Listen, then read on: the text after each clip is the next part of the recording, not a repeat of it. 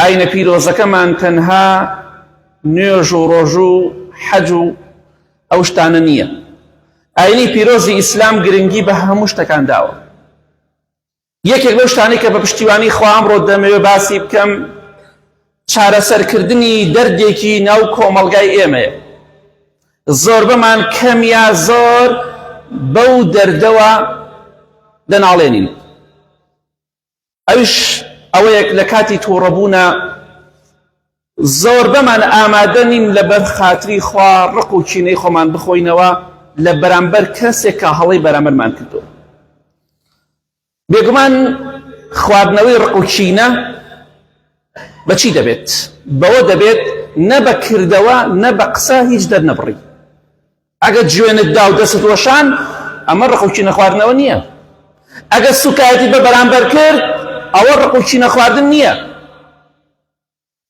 ڕق و کینە خواردن صفات و ڕەوشتی ئەهلی بەهەشتە.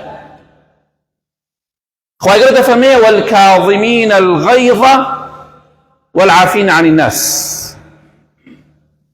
ئەو کەسانە ئەهلی بەهەشتن، ئەو کەسانن بەهەشت بۆ کەسانە ئامادە کراوە کە صیفەتیان ئەوەیە ڕق و کینەی خۆیان دەخۆنەوە بەرامبەر بە کەسێک کە غەڵەتی بەرامبەریان کردووە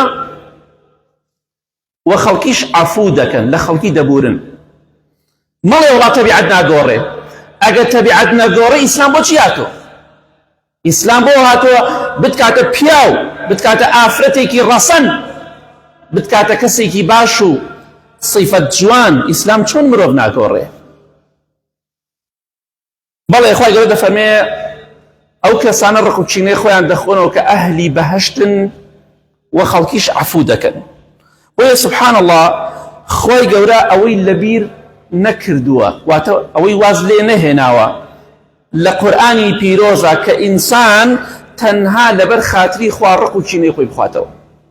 ئەو ڕق و کینەی کە تۆ دەیخۆیتەوە بەرامبەر بە کەسێکی تاوانبار خوا لە قورئاندا تۆماری کردووە، کەواتە بە کەمی مەزانە کە لەبەر خاتری خوا سەبرت گرت لەسەر هەڵەی کەسێک، جوێنت پێ نەدا، دەست نەوەشان، سوکایەتیت پێ نەکرد، ئەوە صیفەتی ئەهلی بەهەشتە. ئەوە بێغیرەتی نییە، ئەوە نامردی نییە، ئەوە سەرشۆڕی نییە، ئەوە صیفەتی ئەهلی بەهەشتە.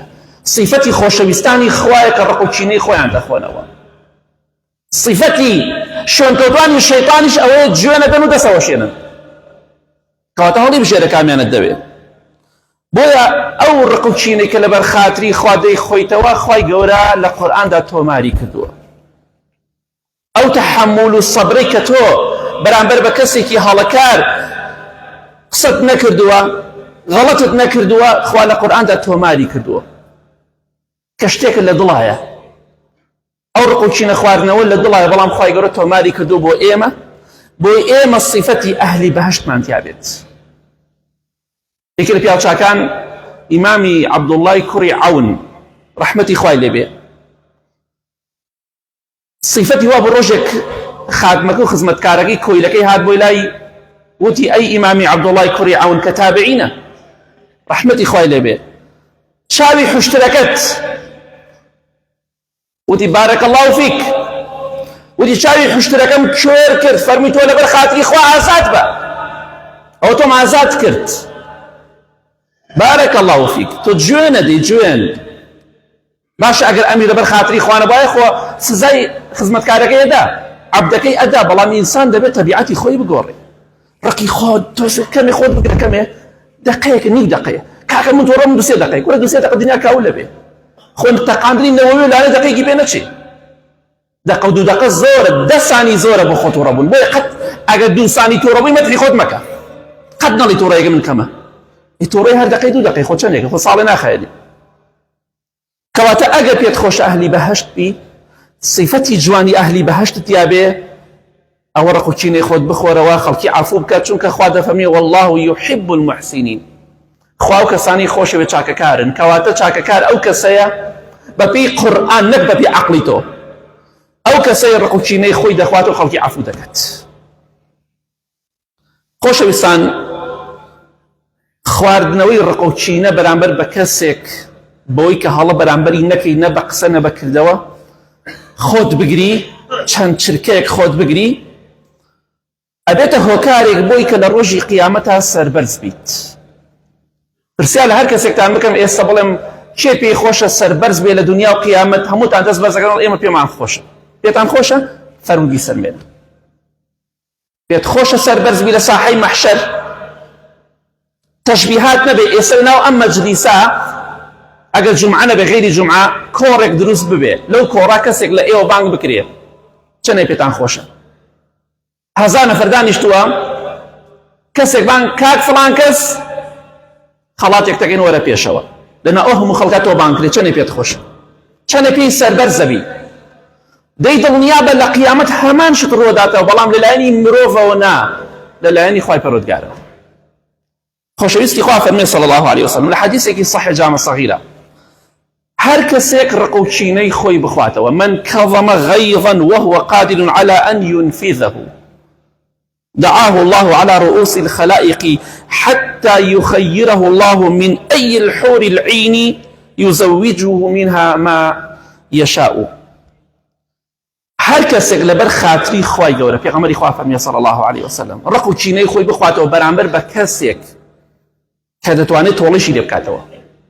کەسێک غەڵەتێکی بەرامبەرم کردووە ئەتوانم جوابی دەمەوە، ئەتوانم لێی دەم، ئەتوانم دەستی لێ بوەشێنم، ئەتوانم تۆڵەی خۆمی لێ بکەمەوە، بەڵام لەبەر خاتری خوا ڕقوچینەی خۆم دەخۆمەوە، ئەوە بەس بۆ مەرجەی بتوانی تۆڵەی خۆت بکەیتەوە، نەک بەرامبەر کەسێک دەسەڵاتت نییە. ئەوە نا، تو دەسەڵات نیە، چیە جا ڕقوچی ناخۆی ناخۆی کەیفی خۆت هیچ پێ ناکرێت، بەڵام بەرامبەر بە کەسێک کە ئەتوانی تۆڵەی لێ بکەیتەوە، ئەتوانی حەقی خۆتی لێ وەرگری، بەڵام تۆڵەی لێ ناکەیتەوە، غەڵەتێکی بەرامبەرت کردووە. چەند غەڵەتێکی بەرامبەرت کردووە.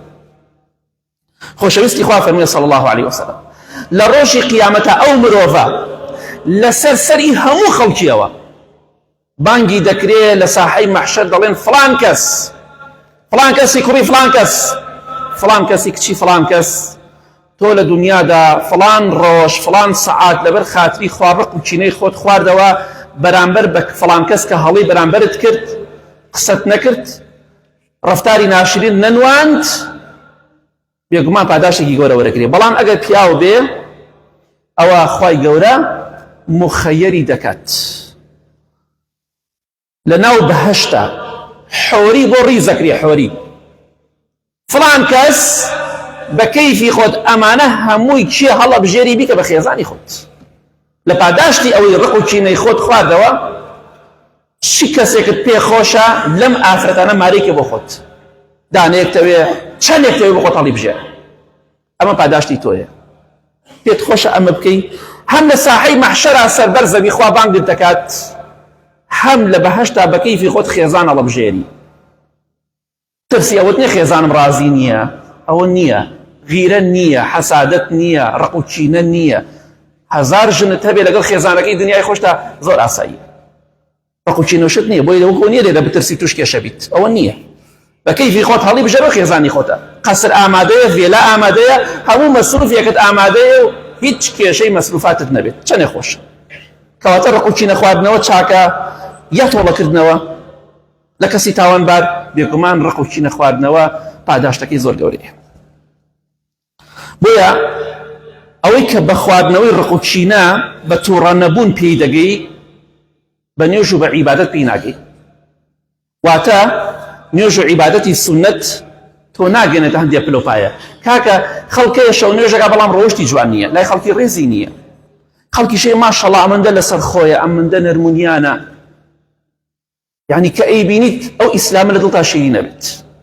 هەستەکەی ئەو ئینسانە ئینسانێکی زۆر بە شەخسیەتە، خاوەنی ڕێز و شکۆیە، چونکە خۆڕاگرە، ئەو دەقەیە خۆیەگرێ و تۆڕە نابێت. کەواتە خۆت ڕاگرە، با خەڵڵە لە فڵان کەس پیاوێکی عەسەبی و بێکەڵکە، تووڕەیە، عەسەبیە. عەسەبیەتی پێمان خۆش بێ یا پێمان ناخۆش بێ، لە منەوە تا گشتان هەر کەسێک بەپێی تووڕەبوونەکەمان ڕێژەی شێتیمان تایە، چونکە تووڕەبوون هەموو شتێک ئەڕوەدات. ئەوەی کە لە تووڕەبوون نایەکەی دوای شەرمیلیەکەی، کەواتە جۆرێکە لە جۆرەکانی نیمچە شێتی، بەڵام ئیتر هەیە زۆر هەیە کەم، هەیە کە دەسەوە شێنە، شتە شکێنێ. ئەمە شێتی نییە، شێتی چییە؟ پارە بە پارەی خۆشتی کەڕ و تێشکێنێ، بەڵام ئەو شێتێ کاتیە. بەڵام ئەگەر ئینسانی لەسەر خۆ بێ، عاقڵە، تێگەیشتووە، خۆڕاگرە. خۆشەویستان، کاتێک کە تۆ ڕق و کینەی خۆت بەرامبەر کەسێ دەخۆیتەوە وا نەزانی تۆ شخصیتت ضعیفە، تۆ کەسێکی لاوازی، وا نەزانی تۆ کەسێکی لاوازی هەم شخصیتت نییە هەم ناتوانی تۆ لە بەرامبەر بکەیتەوە. بۆیە کاتێک کە لەبەر خاتری خوا ڕق و کینەی خۆت خواردەوە تۆ بێگومان بەتەڵی، تۆ پاڵەوانی، تۆ بەهێزی ڕاستەقینەی. پاڵەوانی ڕاستەقینە بەپێی شەرع ئەو کەسە نییە کەس ناتوانێت بەرامبەری بوەستێ. لە حەدیثێکی صحیح بوخاری مسلم داهاتووە خۆشەویستی خوا فەرمی صلی الله عليه وسلم بە سەحابەکان لەناو ئێوەدا پاڵەوان کێیە؟ پاڵەوان پیاوی بەهێز کێیە؟ وتیانەی پێغەمبەری خوا صلی الله عليه وسلم پاڵەوان ئەو کەسەی هیچ کەسێک ناتوانێت بەرەنگاری ببێتەوە، واتە هەر کەسێ شەڕی لەگەڵا بکات دەیکوژێ، هەر کەسێ زۆرانی لەگەڵا بگرێت دەیدا بە زەویدا. پاڵەوان لای ئێمە ئەو کەسەیە هیچ کەسێک ناتوانێت بەرەنگاری ببێتەوە، ئەو پاڵەوانە. پێغەمبەری خوا فەرمی صلى الله عليه وسلم قال ليس بذلك ولكنه الذي يملك نفسه عند الغضب. نخير پاڵەوان ئەو کەسە نییە ئاوا عەزڵاتی هەڵساوە، ئامەی هەڵساوە تۆ تەحەمولی قسەی ناکات، چی قیمەتێکی؟ تۆ پاڵەوان نیت، تۆ بەهێز نیت، تۆ زۆر لاوازی. ئەگەر ئامەت ئاوا هەڵسێ ئام دوو عەزڵاتە بدا لێ تۆ پاڵەوان نیت، چونکە تۆ تەحەمولی بچووکتری قسە ناکی. پاڵەوان پێغەمبەری خوا فەرمی صلی الله علیه وسلم ئەو کەسە نییە کەس ناتوانێت بەرامبەری بوەستێ. پاڵەوانی ڕاستەقینە ئەو کەسەیە لە کاتی تووڕەبوونا خۆی بگرێ، ئەو پاڵەوانە، چونکە دەست ناوەشێنێ، چونکە تەسەڕوفاتی شێتانە ناکە، پەلاماری خەڵک نادا، وا بووی دەبا بە خۆماندا بچینەوە. ئەو پاڵەوانی ڕاستەقینەیە. کەواتە پاڵەوان ئەو کەسەیە خۆڕاگر بێت.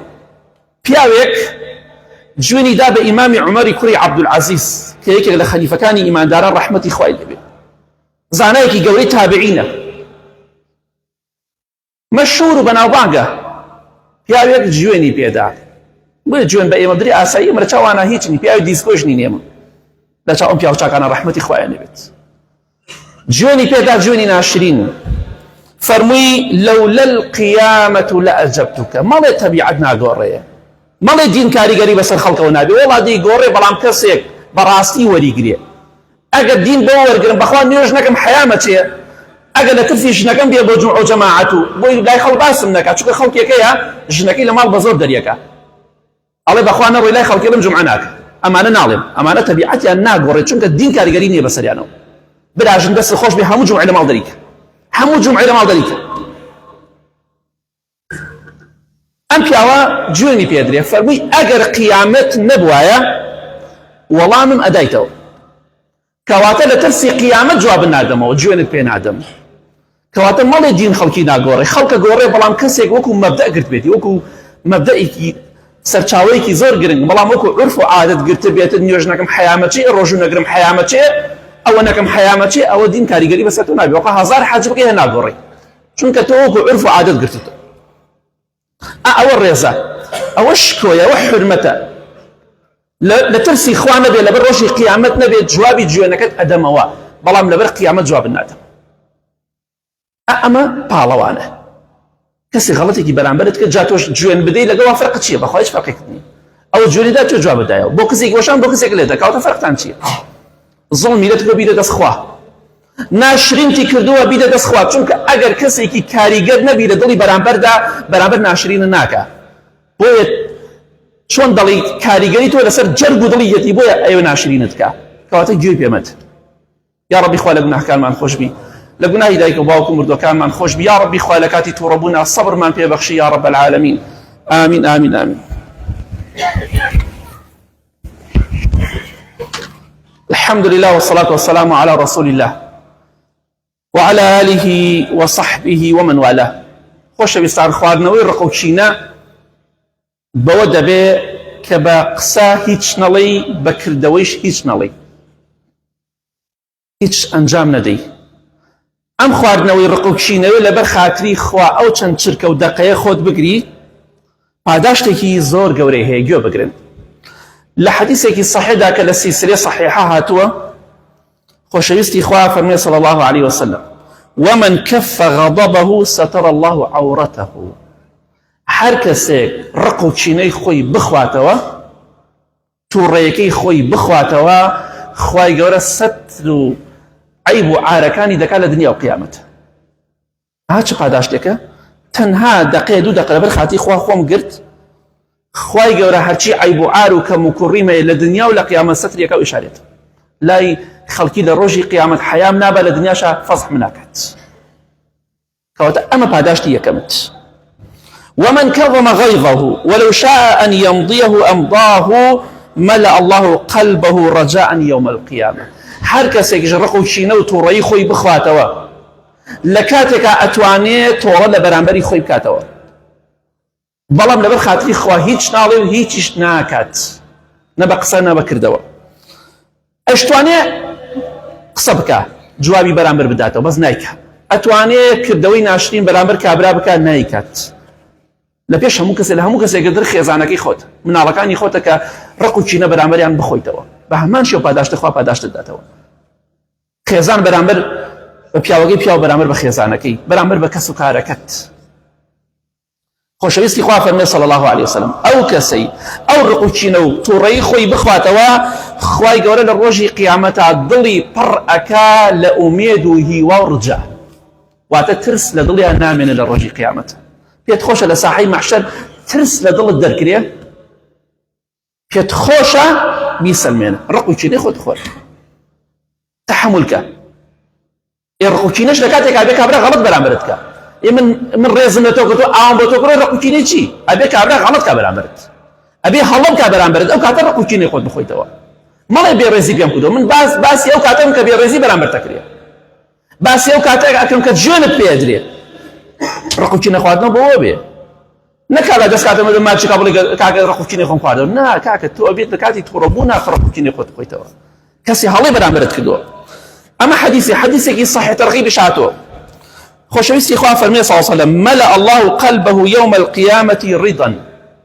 هەر کەسێک ڕق و چینەی خۆی لەبەر خاتری خوا بخواتەوە تووڕەیی خۆی بخواتەوە بە قسە و بەکردەوە هیچ نەکات و هیچ نەڵێ، خوای گەورە لە ڕۆژی قیامەتا دڵی پڕ ئەکا لە ڕەزامەندی و ڕازیبوون. کەواتە سێریکە خوا سەتری عیب و عارەکانت دەکات، خوای گەورە دڵت پڕ ئەکا لە ئومێد و هیوا و ڕەزامەندی خۆی لە قیامەتا بەس بەو مەرجەی ڕق و چینەی خۆت بەرامبەر کەسێ بخۆیت. خۆڕاگر بە، تەحەمولت هەبێ، کەسێ جوێنیت پێدا پێ بکەنە بەدەمیەوە، قسە مەکە، دەمی خۆت بگرە.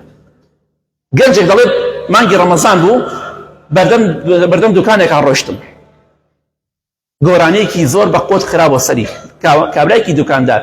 منیش بە خۆشی بە کابرام وت وەڵا ڕەمەزانە ئەگە تۆزە کزیکە و خەڵکە بە ڕۆژووە باگ و نەحبار نەبێتی بەسەر چاو کزی کرد.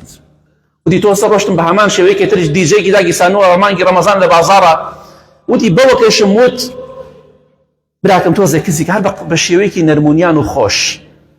وتم کزیکە خەڵک بە ڕۆژوو برای بەڕێزم باگ و نەحبار نەبین بە ڕۆژووین دوو لە ڕێی بەڕێزان، وتی تفێکی کرد ناو چاوم. کابرا تفێکی کرد ناو چاوم، وتی منیش ئاوە پیاو، وتی پیاو ماچێکم بۆ هەڵدا بۆ کابرا فەکیر ناو چاوم، وتی کابرا ئاوە سەری داخست، هەتا ڕۆژم سەری بەرز نەکردەوە چونکە زانی غەڵەتی کرد. ئەگەر من تفەکەی تێ بکردایە شەڕی دەستەوەی خە دروستە بوو. ئەوە ڕق و چینە خواردنەوەیە، ئەو کاتی غەڵەت بەرامبەرت کرا. برای بەڕێزم خوای گەورە سەتر دەکات، خوا دڵت خۆشەکە لە قیامەت، دڵت پڕەکە لە هیوا و ئومێد، ترسی قیامەتت نامێنێ بەس تەنها ڕق و چینەی خۆت بخۆرەوە. کەواتە ترس نامێنێ لە ساحەی مەحشەر، لە محاسەبە، لە پردی سیرات، لە جەهەنم، لە سزای خوا، چونکە تۆ لە دنیادا ڕق و چینەی خۆت خواردەوە. پێت خۆشە ئەو دەستکەوێ خوا ئەمینت کاتەوە لە قیامەت، لە دوای مردنت ئەمین بی، نەترسی لە هیچ ناخۆشێکی قیامەت فەرمو ڕق و چینەی خۆت ئەمڕۆ بخۆرەوە، نە دوای دوو دەقە سێ دەقە، یەکسەر فەوری غەڵەت نەکەی، کە غەڵەت کرد بە دەم و کردەوەکانت تۆ نەتخواردەوەتەوە. ئەم حەدیثانە هیچی شمولی تۆ ناکە. کاتێکە ڕق و چینەی خۆت دەخۆیتەوە فکری ئەوە نەکەیتەوە، ئەوە بەبیرتان نەیە کە تۆ زەرەرت کرد، تۆ زەعیف بووی، تۆ لاواز بووی، شەخسیەتی خۆت دابەزاند. تەنەزول کردن بەڕاستی ئەگە لەبەر خاتری خوا بێ بەرامبەر کەسێکی هەڵەکار تەنەزولکردن هیچ تەنەزول نییە، بەڵکو بەرزبوونەوەیە. خۆمان پێڵێن تەنەزول هاتە دابەزین، بەڵام خۆی لە ڕاستیە بەرزبوونەوەیە، تەنەزول نییە، بەڵکو تەرفیعە، نەک تنزيل. خۆشەویستی خوا فەرمێ صلى الله عليه وسلم لحديثك صحيح ترغيبة: ما من جرعة أعظم عند الله من جرعة غيظ كظمها عبد ابتغاء وجه الله. هیچ خواردنەوەیەک نییە، هیچ واتە ڕق و چینە خواردنەوەیەک چۆن ئینسان شتێک دەخواتەوە، هیچ خواردنەوەیەک نییە بەقەت ئەوە لای خوا گەورە بێت، خۆشەویست بێت کە ئینسان لەبەر خاتری خوا ڕق و چینە و تووڕەیی خۆی بخواتەوە. کەواتە گەورەترین کردەوەیە کە تۆ ئەنجامی بدەیت لە دوای فەرزەکان ئەوەیە کە تۆ لەبەر خاتری خوا ڕق و چینە و غەزەبی خۆت بخۆیتەوە بەرامبەر بە کەسێک لەبەر خاتری خوا. کەواتە لای خوا تۆ زۆر گەورە دەبی کاتێک کە لەبەر خاتری خوا ڕق و چینەت خواردەوە بەرامبەر بە کەسی هاڵی بەرامبەرت کردەوە. ئیمامی ئەحمەد ڕەحمەتی خوای لێبێ دەفەرمێ برهەکەت عەفووکە، لێی ببوورە، چی سوودێک بە تۆ ئەگەیەنێ لە ڕۆژی قیامەتە براکەت خوا عەزابی بدات، براکەت خوا عەزابی بدات، چی سوودێک بە تۆ دەگەیەنن؟ نمونەیەکان بەدەهێنمەوە: کەسێک لەم دنیای تۆ ڕق لێیەتی، حەزە پێی نییە، ئەڵێ گردنی ئازا ناکەم، ئەگە بیێنە بەرچاو بڵێن فڵان کەس ئەوە 5 لیتر 10 لیتر بەنزینمان کردن ملی فڵان کەسە، گردنی ئازاکە یا شقاتێکی بێورین یا چەرخێکی بێورین، قەنەعەتم وایە گردنی ئازابی مەیسووتێن گوناح. چی ئیسفادەیەکی کابرا لەوانەیە بەهۆی ئەوەی کە تۆ عەفووی ناکەی بڕاتە جەهەنەمەوە. لێ عەفووی کەی ئینشاءڵڵا، لێ بوردە بە بەرامبەر بە خەڵکی لێ بوردە بە. زڵمی لێت کرد ئەتوانی دوعای لێ بکەی، ئەتوانی لێشی خۆش بی، بەڵام بۆت نییە جوێنی پێ بدەی، بۆت هەیە دوعای شەڕی لێ بکەی کەسێ زڵمت لێ بکە، دروستە، دروستیشە گردنی ئازاکەی بۆ خۆت ئازاتی. جا بۆیە ڕق و چینەی خۆت بخۆرەوە بەرامبەر بە خەڵکی کە غەڵەتێ بەرامبەرت دەکەن، بە تایبەتی کەسێک کە خۆشەویستی تۆیە لەگەڵ تا ئەژی.